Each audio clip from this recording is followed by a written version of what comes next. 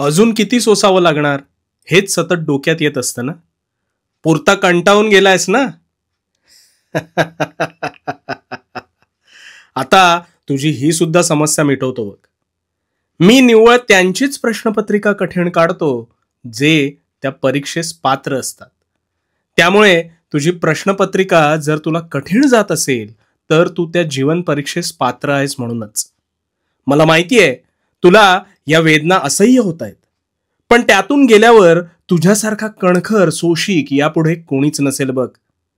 मला सांग, आपल्याकडे सदैव एकच ऋतू असतो का? नाही ना. धरणी तापते आणि मग असह्य वेदना झेलून त्यावर पावसाचे सुख तिला अनुभवता येतं. पण तिला सुद्धा ह्या यातना सहन केल्यावरच सुखाची खरी किंमत कळते बरं का. तसंच तुझ्या बाबतीत आहे. तुझी ही सुद्धा वेळ सरून जाईल आणि लवकरच तुझा सुवर्ण काळ सुरू होईल. कारण जसे ऋतुमान बदलते तशी तुझी परिस्थिती सुद्धा. आणि म्हणून परिस्थितीला पुसत बसू नकोस, काम करत राहा. आता का ते सांगतो, एक गोष्ट ऐक. एकदा दोन मित्रांना एका ठिकाणी हिऱ्याची खाण आहे असं कळलं. दोघंही कुदळ घेऊन तिथे खणू लागले. बराच वेळ झाला पण कोणाच्याही हाती काहीच लागलं नाही. एकाला वाटलं की हिरे वगैरे इथे काहीच नसावेत. तो मनाने शरीराने थकला आणि कुदळ तिथंच सोडून निघून गेला. पण दुसरा मात्र जिद्दी होता. तो घाम गाळत विश्वासाने तसाच खोदकाम करत राहिला आणि अचानक त्याची कुदळ एका ठिकाणी अडकली. आणि समोर पाहतो तर काय, अविरत मेहनतीने लख हिऱ्यांची खाण त्याला अखेर सापडलीच. आणि त्याच्या प्रचंड मेहनतीचं आणि कष्टांचं अखेर चीज झालं. आता तुझी परिस्थिती काही वेगळी नाही, म्हणून झटत राहा, धडपडत राहा आणि तुझ्या लक्ष्यावर कायम काम करत राहा. कोणाला काय वाटेल याची पर्वा कधीच करू नकोस, कारण ही सुद्धा वेळ सरून जाईल. कारण भिवू नकोस, भिवू नकोस, मी तुझ्या पाठीशी आहे. भिवू नकोस, मी तुझ्या पाठीशी आहे.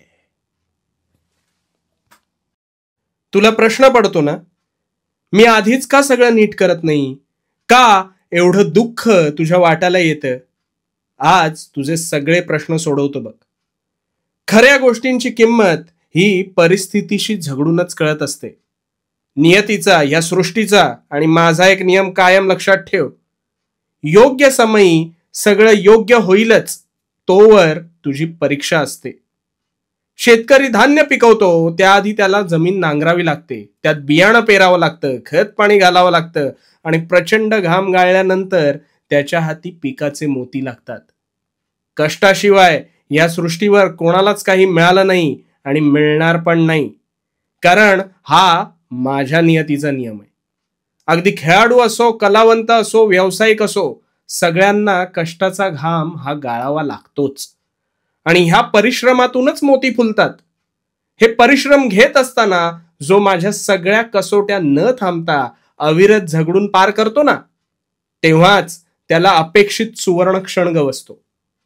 आता याशिवाय तू म्हणशील, मी सुद्धा नित्यनियमाने काम करतो. तू काम करतोस हे आवड म्हणून का निव्वळ द्रव्यासाठी काम करतोस, हा इथे खरा प्रश्न आहे.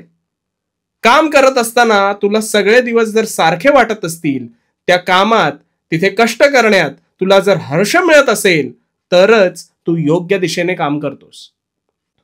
आता तू जे काही काम करत असशील ना, ते मन लावून कर, प्रामाणिकपणे कर. त्यात तू शिखर गाठण्यासाठी पुन्हा पुन्हा पडशील, पण प्रत्येक वेळेस निधड्या छातीने उठून उभा राहा आणि पुन्हा एकदा त्याच उत्साहाने प्रयत्न कर.